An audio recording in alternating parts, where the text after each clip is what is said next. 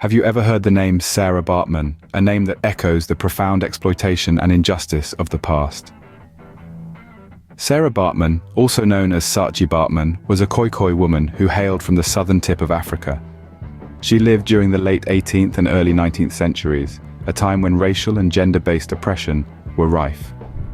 Born into the Khoikhoi community, Sarah's life took a dramatic turn when she was taken to Europe under false pretenses, duped by promises of wealth and a better life.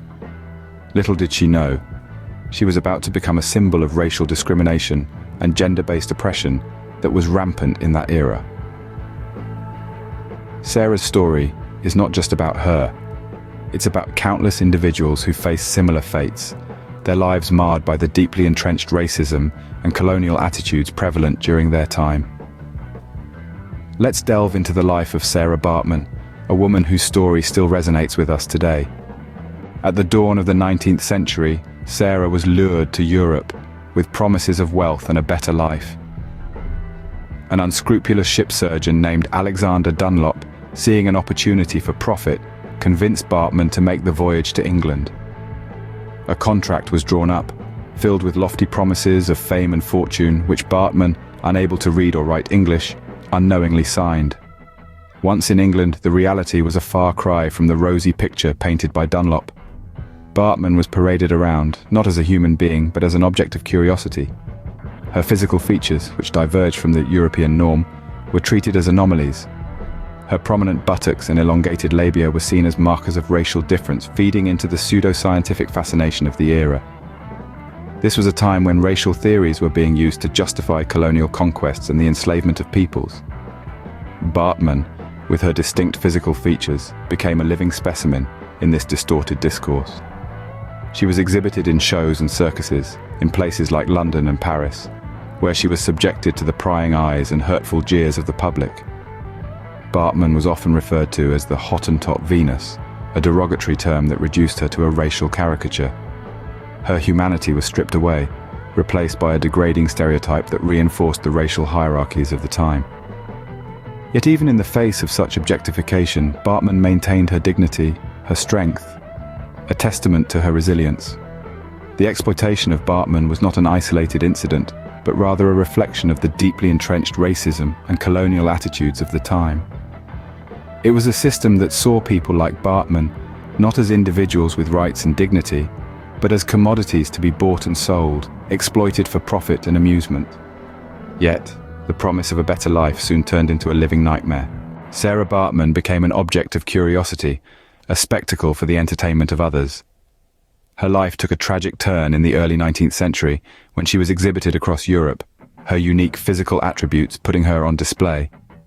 Despite her humanity, she was reduced to an object of fascination and derision, a mere novelty in the eyes of the public. Baartman was paraded in shows and circuses in London and Paris, her dignity stripped away as crowds gathered to gawk and sneer. The humiliation was profound. She was not seen as a woman, but as an oddity, a subject of pseudo-scientific curiosity. Her prominent buttocks and elongated labia, features typical of Khoikhoi women, were singled out and exaggerated, feeding into the racial stereotypes of the time. Her stage name, the Hottentot Venus, was a cruel mockery, a label that underscored her objectification. The term Hottentot was a derogatory term for the Khoikhoi people, while Venus referred to the Roman goddess of beauty, an ironic twist to her degrading treatment. The intensity of the public scrutiny Baartman faced was relentless. Her body was not her own. It was a spectacle to be examined, a source of amusement, a subject for pseudo-scientific study. This was a reflection of the deeply entrenched racism and colonial attitudes of the time, where a woman's dignity could be so casually disregarded in the name of entertainment and so-called science. This degrading exhibition was not just about one woman's exploitation, it was a stark symbol of the racial and gender-based oppression that was rife in society. Baartman was not seen as an individual, but as a representative of her race. Her body used to justify the racial hierarchies and prejudices of the era. Reduced to a spectacle, her humanity was seemingly forgotten. Yet in her story, we see a stark reminder of the injustices of the past. A tale that underlines the necessity to question, challenge, and ultimately change the narratives that have been written for us. Even in death, the exploitation of Sarah Baartman did not cease. This poignant statement sets the stage for the next chapter in Baartman's tragic life story. Upon her untimely demise in the early 19th century, her body was not given the respectful burial one might expect. Instead, it was dissected, her skeleton, brain, and genitalia preserved and put on public display in a museum in Paris. This posthumous display was a continuation of the same degrading treatment Baartman had suffered in life. Her body was treated as a curiosity, an object of scientific fascination, rather than the remains of a woman who had endured unimaginable exploitation and objectification. Her humanity was reduced to her physical features, her individuality erased in the name of so-called science. This grim spectacle continued for over a century, a stark symbol of the racial and gender-based oppression that Baartman had faced throughout her life. It was a constant reminder of the indignities she had suffered. Her personal tragedy turned into a public spectacle for the entertainment and edification of others.